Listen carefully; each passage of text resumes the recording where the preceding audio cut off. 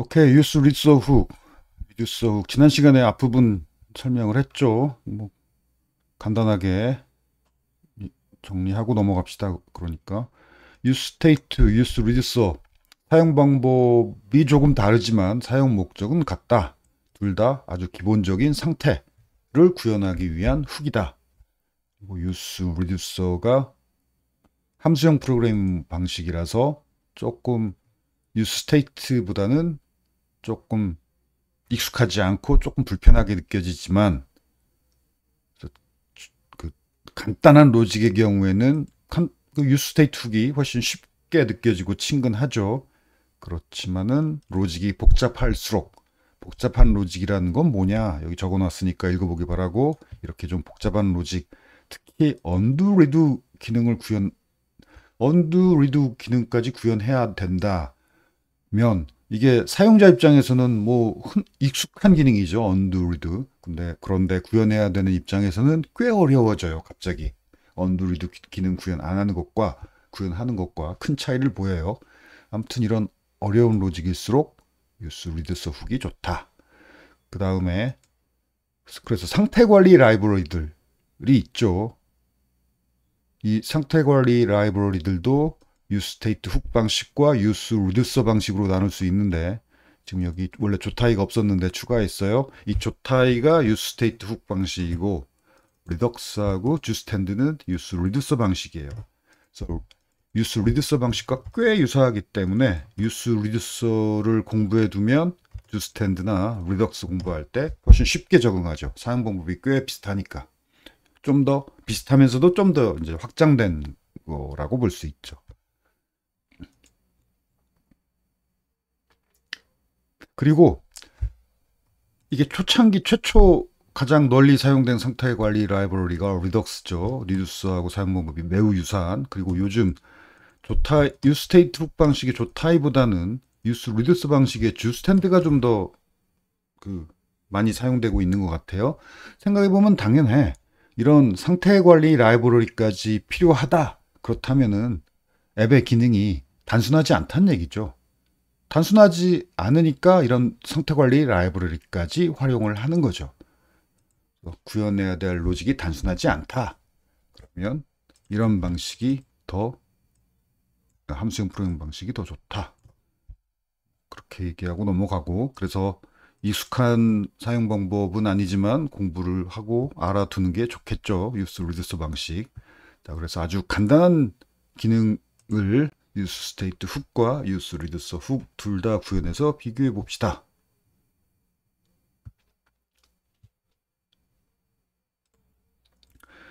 자, 카운터 예제, 이 뭐 구현은 너무 쉽고 이것도 뭐 설명할 필요 없이 쉽죠. 유스 리듀서 훅으로 구현하면은 이 리듀서라는 함수죠. 함수. 이 함수는 첫 번째 파라미터가 현재 상태 값, 카운트 값이죠. 그 다음에 두 번째 파라미터가 액션,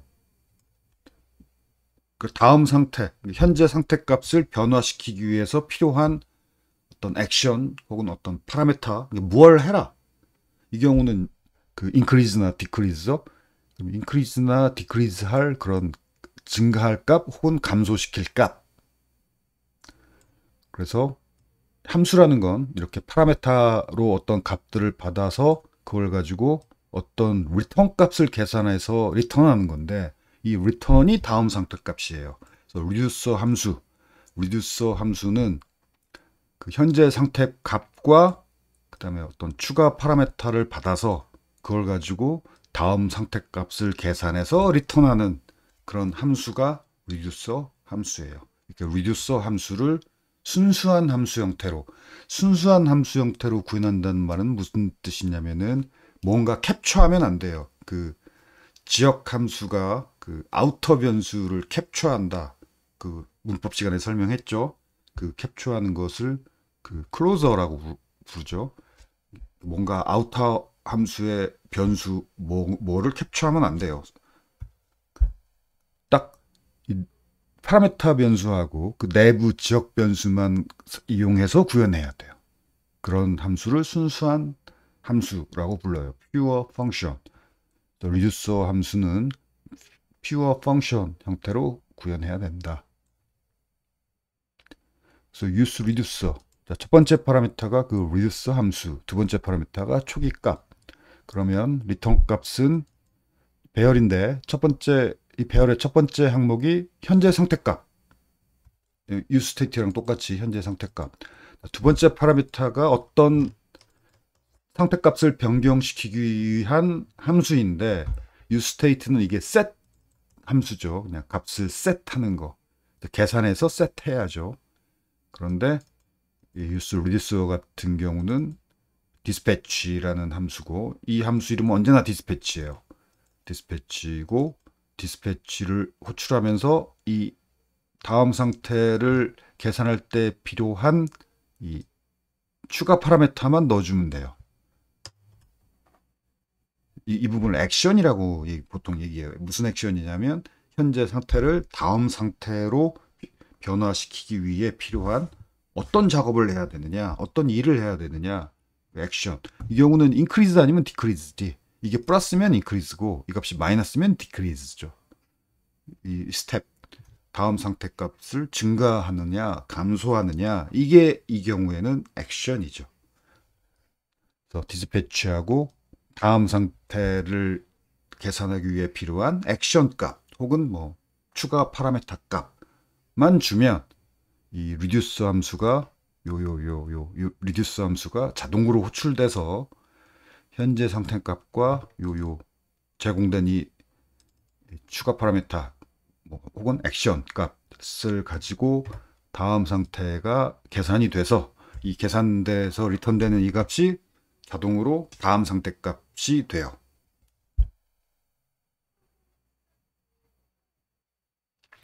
자, use reducer 예제 상태 변경 절차.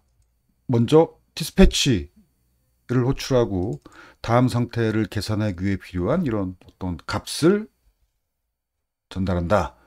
그러면 reducer 함수가 호출된다. 현재 상태 값 여기 dispatch 호출하면서 전달한 값.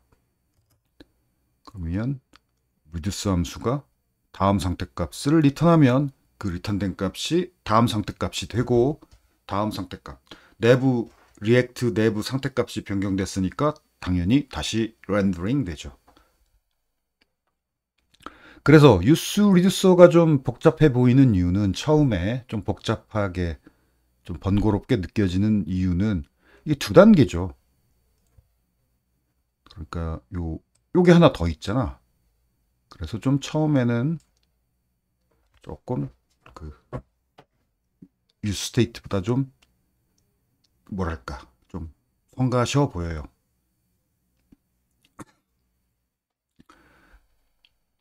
그래서 간단하다면 use state가 당연히 좋아요.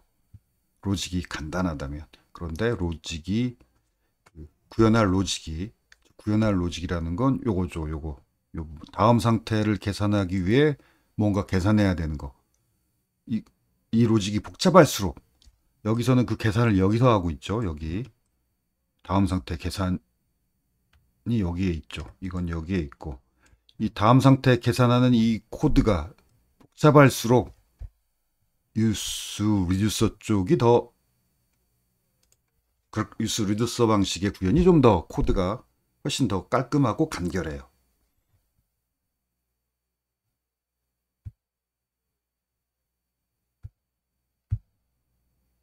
아무튼 뭐 이건 사용 방법은 똑같고. 자, 또 다른 예제. 메시지 예제 구현해 보세요.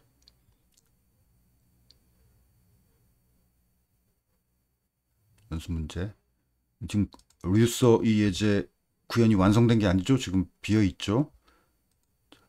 use reducer 훅을 이용해서 구현해 보세요. 요 메시지 use reducer 이 컴포넌트 구현을 완성하라가 연습 문제. 해보기 바라고. 그 다음에 add remove action 예제. 조금 더 복잡한 예제. my list를 use state와 use reduce로 구현해 봅시다. 먼저 이 경우 상태는 단어 목록이죠. 그 string bear 단어 목록, 이게 useState 상태고, 그 다음에 단어를 하나 add 하려면 그 다음에 하나 add 하기 위해서 그 add 할 단어를 input 태그로 입력을 받아야 되고, input 태그로 입력을 받으려면은 이렇게 word라는 상태가 필요하죠. 그리고 이 input 태그에 단어를 입력한 다음에 이 add 버튼을 누르면 add word, 자, 얘가 호출돼서 이렇게 set words, 단어 목록 상태 값이 새 배열로 셋되죠. 뭐, 자, 이제 이런 구현은 익숙하죠, 이제. 그리고 단어 목록에 단어 하나하나가 스팬 태그인데, 목록이니까 여기 키 프랍 있어야 되고, 이 스팬 태그를 클릭을 하면 remove word가 호출되고, 그러면 이렇게 목록에서 하나 제거할 때 이 배열의 필터 메소드, 이것도 이제 익숙하죠. 이 필터 메소드를 이용해서 그 인덱스 위치의 항목만 제거된 새 배열을 만들어 가지고 셋하죠. 오케이. 자, 이게 앞에 예제보다는 그래도 약간 그 코드가 좀 더 길죠. 어느 부분이 기냐면은 다음 상태를 계산하는 부분이 여기죠. 여기 요 부분, 요 부분. 자, 하나는 add 작업을 구현한 거고, 하나는 remove 작업을 구현한 거고. 뭐 길다고 해봤자 뭐 이 정도라서, 이 정도면 여전히 짧죠. 그래서 이 정도로 간단한 구현이라면 useState의 장점이 여전히 잘 안 보여요. 그렇지만 아까보다는 그래도 조금은 구현이 늘어나니까 이 예제도 살펴봅시다. useState 훅을 이용한 구현의 단점. useState 훅을 이용하면 모든 로직이 컴포넌트 함수 내부에, 여기에 다 이 안에다가 컴포넌트 함수 내부에다가 구현할 수밖에 없어요. 그래서 모든 로직이 그 프레젠테이션 로직과 주요 로직이, 프레젠테이션 로직이라는 건 화면을 그리는 것을 담당하는 그 로직 코드, 그 다음에 주요 로직이라는 건 작업 절차, 요거죠. 요거죠. 이게 주요 작업이죠. add 작업, remove 작업.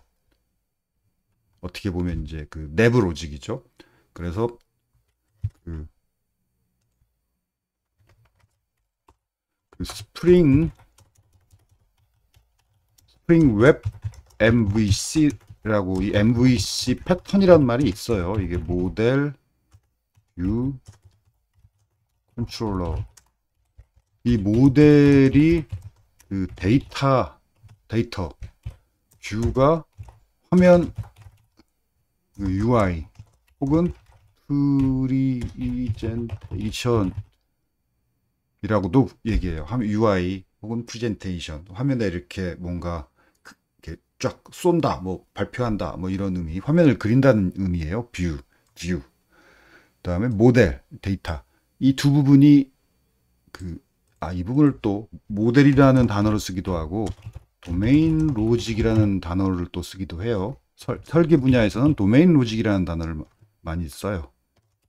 이 두 부분이 분리되어야 된다가 MVC 패턴에서 주장하는 게, 모델 부분, 뷰 부분, 컨트롤러 부분을 한 덩어리로 구현하지 말고 다 따로따로 분리해서 구현하자가 MVC 패턴의 아이디어예요. 그런데 요즘 프론트엔드는 한 덩어리로 이렇게 구현하는 그런 일들이 좀 흔하더라고. 근데 별로 좋지 않아요. 이렇게 분리하는 게 바람직해요. 그래서 useState 훅을 이용한 구현의 단점, 분리하기가 어려워요. 지금 여기서 말한 데이터와 도메인 로직, 데이터는 이 부분이고 이 애플리케이션의 데이터, 그 다음에 도메인 로직은 이 부분이죠. add 로직, remove 로직. 이게 지금 그 다음에 프레젠테이션 로직은 이 부분이죠. 이게 지금 함수 하나에 다 모여 있잖아. 바람직하지 않아요. 이게 그래서 그래도 이건 몇 줄 안 되니까 단점이 그렇게 커 보이지 않지만 이런 컴포넌트 함수 하나가 뭐 200라인, 300라인쯤 된다. 이거 지나친 거예요. 그 다음에 성능 관점에서도 바람직하지 않은데 이런 지역 함수는 그 아우터 함수가 호출될 때마다 아우터 함수가 얘죠. 아우터 함수 이건 지역 함수 add word, remove word 지역 함수는 아우터 함수가 호출될 때마다 지역 함수 클로저가 매번 다시 생성되죠.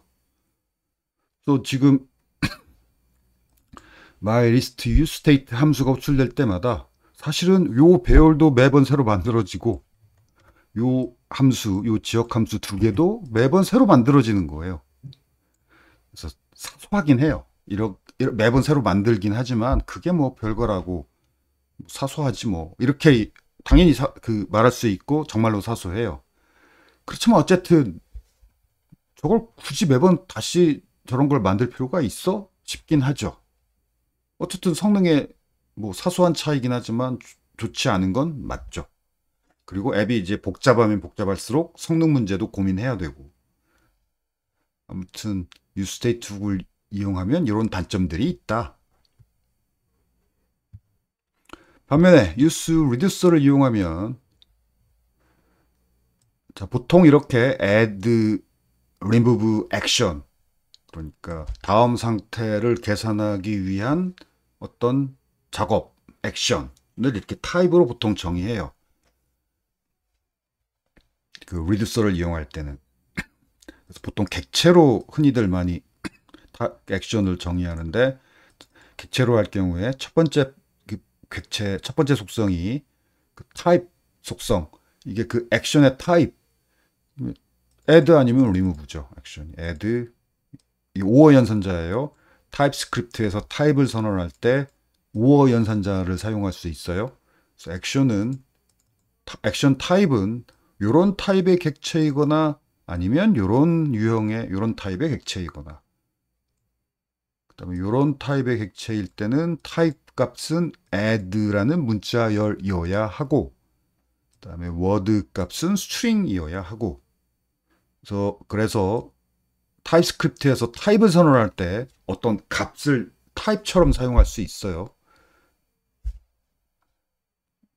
그다음에 첫 번째 속성 값이 remove일 때는 두 번째 속성은 index이고 이건 number이어야 하고 아무튼 액션 객체는 요런 객체이거나 요런 객체이거나 둘 중에 하나여야 된다라고 타입을 선언해 놓고 그 다음에 reducer 함수는 순수한 함수라고 그랬죠. 아무것도 캡처하지 않은 그래서 이렇게 바깥으로 빠져나올 수 있어요. 이게 reducer 방식의 장점이에요. 그런데 useState 방식은 못 빠져나와요. 왜냐하면 얘는 캡처를 하거든. 지금 이 words가 이 words예요. 그 다음에 이 set words가 요 set words예요. 지금 두 개를 캡처했어요. add word가. 요건 캡처하지 않았고 요건 그 파라메타 변수고 remove word 마찬가지인데 요건 파라메타 변수라서 오케이인데 파라메타 변수죠. 그 다음에 요 i도 파라메타 변수고 요것도 함수잖아. 지역 함수죠. 파라메타. 지금 사실 얘는 캡처된 게 캡처됐다. 그렇지만 캡처된 게 얘의 아우터 함수는 요거죠. 요거의 요 변수를 캡처한 거라서 아무튼 여기 지금 이 영역의 외부를 뭘 캡처했냐면 얘도 똑같이 요거 캡처했고 요거 캡처했어요. 이렇게 useState를 사용하면 useState의 이 첫 번째 값 부분 뒤에 세터 함수 부분을 다들 캡처 안 할 수가 없어. 세트해야 되니까. 다음 상태 계산해서 세트해야 되니까. 저렇게 캡처했기 때문에 밖으로 못 나가요. 캡처하려면은 이게 앞줄에 이게 있고 뒤에서 이렇게 캡처해야지. 그래서 못 나가요. 그래서 아까 말한 대로 useState 훅을 이용하면 모든 로직이 이 useState 뒤에 쭈르륵 있을 수밖에 없어요. 다른데 바깥으로 못 나가요. 이게 단점이에요. 이 스테이트 훅의 단점. 로직이 복잡하면 복잡할수록, 복잡하다는 얘기는 이 줄이 길다는 얘기죠. 이게 길면 길수록, 그래서 지금 요즘 보면 그 뭐랄까 리액트 개발자들 개발하는 그 예제 코드가 나는 마음에 안 드는 경우가 많은데, 이런 컴포넌트 함수가 뭐 200줄, 300줄 되는 경우가 흔해. 그거 참 별로예요. 좀 이렇게 분리해야지. 분리하는 게 객체지향, 이런 옛날 객체지향 설계 패턴의 아이디어들이 다 분리예요. 모델 분리, 뷰 분리, 컨트롤러 분리. 패턴들이 다 그래. 어떻게 코드를 잘 객체지향 쪽으로 분리하느냐. 이게 객체지향에서 열심히 했던 얘기들인데, 요즘은 프론트엔드 분야는 그런 것들을 안 하더라고. 아무튼 유스 리듀스를 이용하면 분리할 수 있어요. 왜냐하면 리듀스 함수가 순수한 함수니까. 순수한 함수라는 건 아무것도 캡처 안 한 거죠. 그래서 이렇게 아우터 함수로 나갈 수 있어요.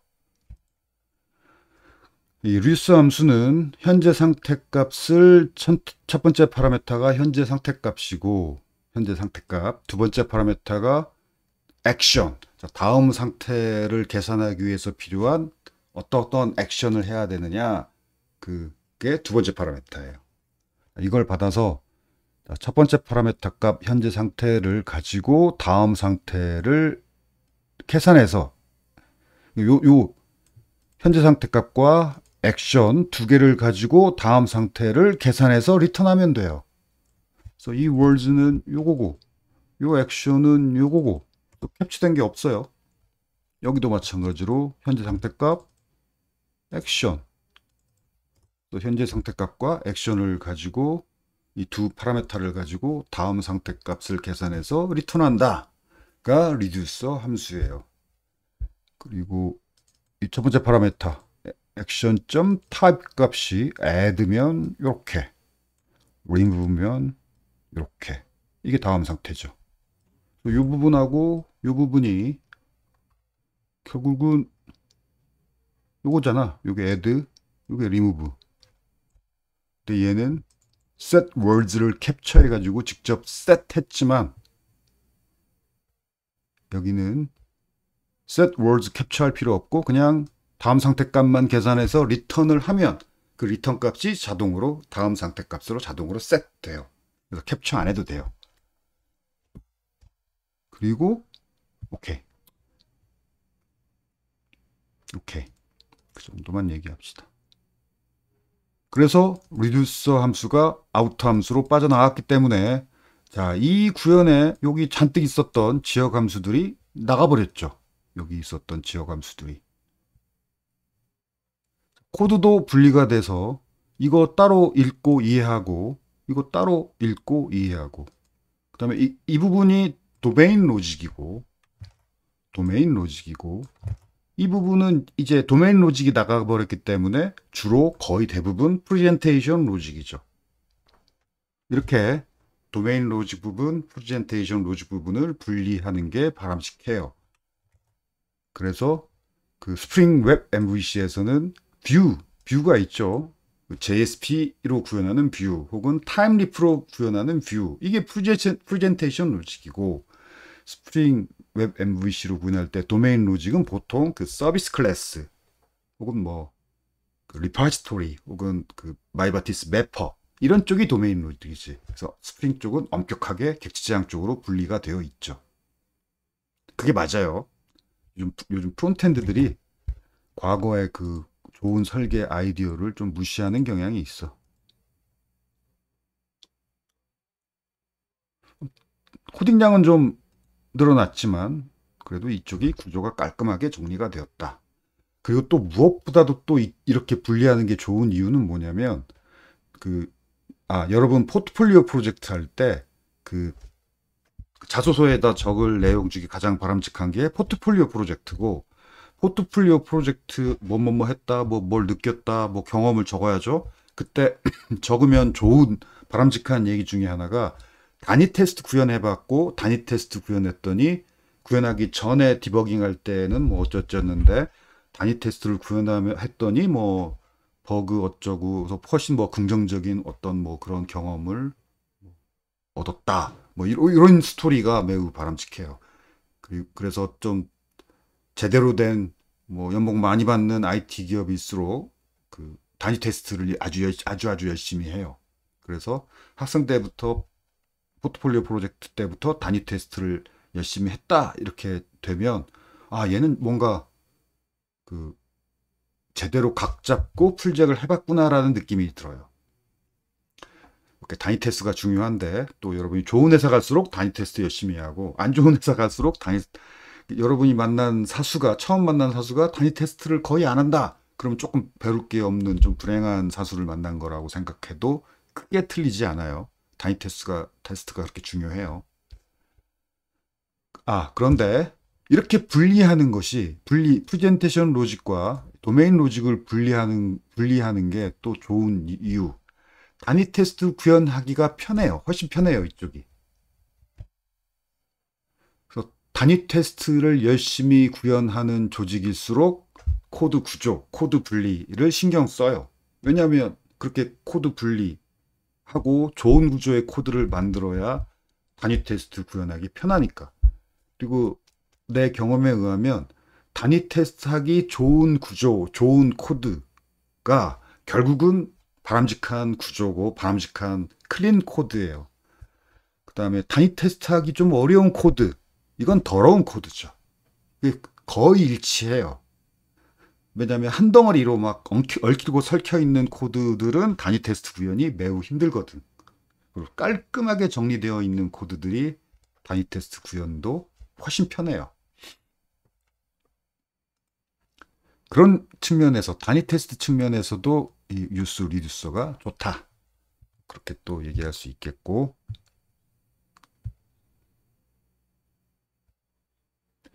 아주 사소한 차이지만 이렇게 지역 함수가 추출돼서 아우터 함수로 나가버리는 편이 아주 사소한 차이라서 사실 뭐 성능에 거의 영향은 없지만 어쨌든 성능에 나쁠 건 없고 뭐 사소한 차이라도 좋긴 좋다. 그렇게 얘기할 수도 있겠고. 오케이.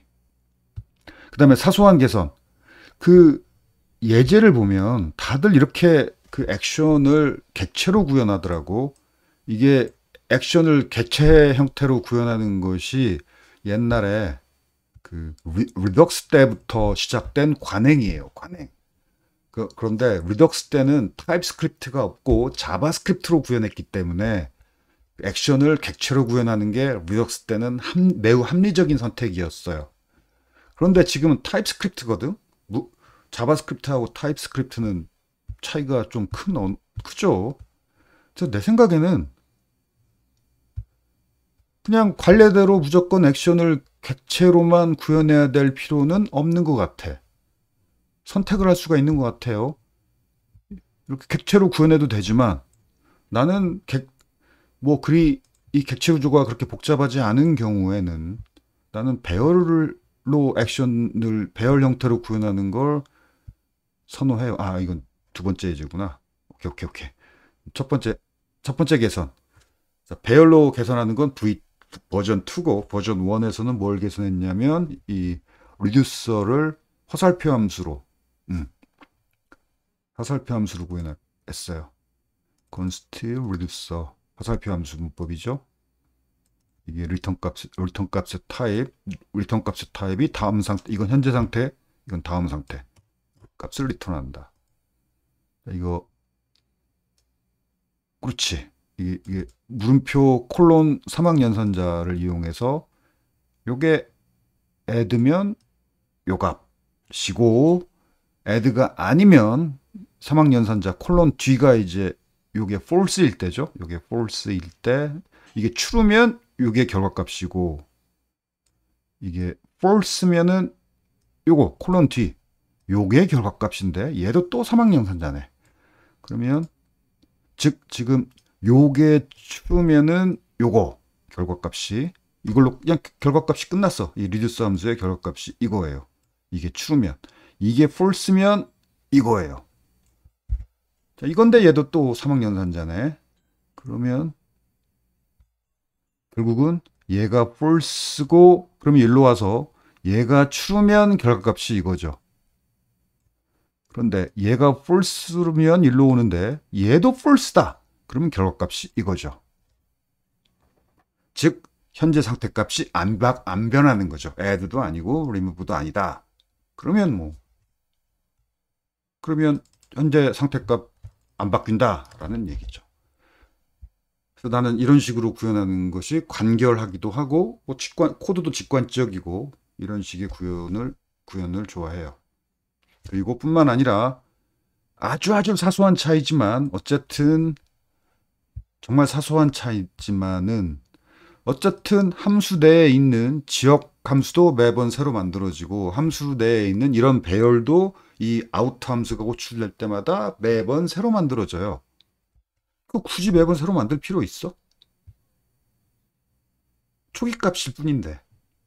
그러면 얘도 밖으로 빼서 그러니까 전역 변수로 만들어 놓으면 이 배열은 딱 한 번만 만들어지죠. 아주 사소한 차이라서 성능 개선 효과는 전혀 없지만 어쨌든 아주 사소한 차이지만은 이렇게 구현 안 할 이유도 별로 없지 않나? 이것도 어떻게 보면 코드도 분리된 거죠. 초기 값은 이거구나. 그렇죠. 그래서 코드를 이렇게 분리를 최대한 해서 하나하나가 좀 간단하게 그리고 그 하나하나가 간단하고 그 하나하나 코드를 쉽게 이렇게 파악할 수 있게 이런 코드들이 다 한 동으로 뭉쳐 있으면 이제 골치가 아프죠. 그리고 단위 테스트라는 건 왜 단위 테스트라고 부르냐면은 하나하나 단위마다 하나하나 단위로 따로따로 테스트한다. 그래서 단위 테스트예요. 요거 테스트 정말 쉽지. 그리고 얘도 내부가 간단해졌으니까 테스트하기 쉽고 이게 다 뭉쳐 있으면 한 덩어리로 이렇게 어디 갔지? 이렇게 뭉쳐 있으면 테스트하기가 꽤 어렵죠. 단위 테스트하기가. 사람이 눌러서 테스트하는 거 말고 단위 테스트 구현하기가 그쵸? 단위 테스트 구현하기가 꽤 어렵죠. 오케이. 자, 두 번째 사소한 개선. 아까 말한 객체가 아니고 배열로. 그러니까 액션이 타입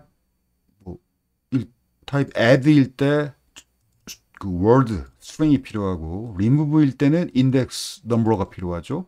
근데 굳이 객체 이게 리덕스 시대에는 그 자바스크립트라서 이 액션이 객체이어야 했어요. 그런데 이제는 타입스크립트라서 배열로 이렇게 구현해도 하나도 안 헷갈려요. 뭔가 내가 실수하면은 그 타입스크립트 문법을 읽어나니까 코드가 훨씬 간결해졌지. 그래서 액션이 이런 형태의 배열이거나 아니면 이런 형태의 배열이다. 이건 타입 선언이에요. 액션은 이렇게 원소가 두 개인 배열인데 첫 번째 값이 add일 때는 두 번째 값은 string type. 첫 번째 값이 remove 문자일 때는 두 번째 값은 number이어야 된다. 자, 이거 옛날 자바스크립트 때는 타입 검사를 안 하니까 실수할 수가 있어요. 그런데 요즘 타입스크립트라서 여기 오타만 나도 즉 타입스크립트는 이런 문자열도 타입 선언에 이런 문자열을 넣을 수 있어요. 그래서 이 문자열 오타만 나도 타입 브리치 에러가 나기 때문에 뭔가 이렇게 간결한 이런 배열 타입을 사용해도 실수할 확률이 없어요. 타입스크립트 때문에 문법을 읽거나. 그런데 옛날에는 왜 이런 객체, 리덕스, 자바스크립트 될 때는 타입 오류 이런 거 안 나니까 자바스크립트는 직접 이게 월드다, 인덱스다 이렇게 속성명을 적어줘야 했었어. 아무튼 배열을 사용하면 이렇게 이 코드가 좀 더 간결해진다. 그래서 나는 개인적으로 액션 타입으로 배열을 사용하는 걸 선호해요. 여기서 이 배열 구조분해 할당 문법으로 이렇게. 그리고 여기도 이쪽도 훨씬 간결해지죠. 이거 리무브면 여기가 넘버를 해야죠. 넘버 아닌 값을 적으면 타입 오류가 나요. 여기가 remove 옷 하나도 이게 add나 remove 두 문자열 중에 하나가 아니어도 또 문법을 읽어나고. 그래서 타입스크립트를 믿고 이렇게 간결한 배열 타입으로 액션을 구현해도 충분하다. 타입스크립트이기 때문에. 그래서 이렇게 구현하면 뭐 코드가 그리 뭐 리듀서 방식의 구현이라고 해서 코드가 훨씬 더 군더더기 코드가 늘어나는 것도 아니죠.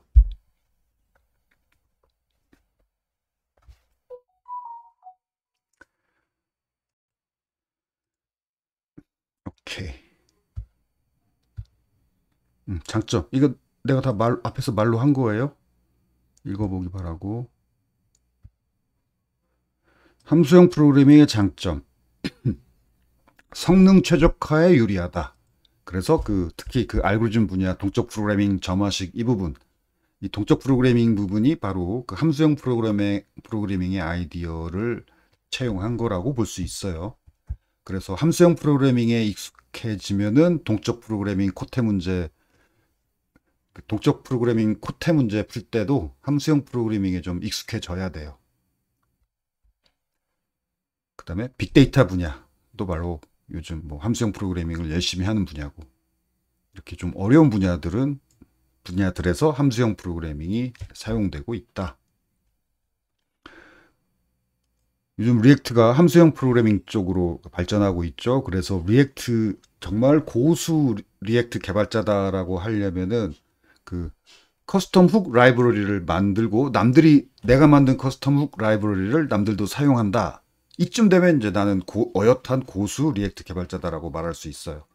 그런데 리액트 커스텀 훅 라이브러리를 구현할 때 함수형 프로그래밍과 고급 자바스크립트, 타입스크립트 문법이 필요해요.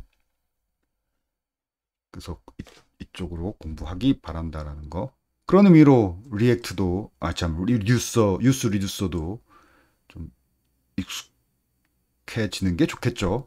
함수형 프로그래밍 쪽으로 가는 훈련을 하는 하나의 방법 중에 하나가 유스 리듀서 훅이다 라는 거. 오케이.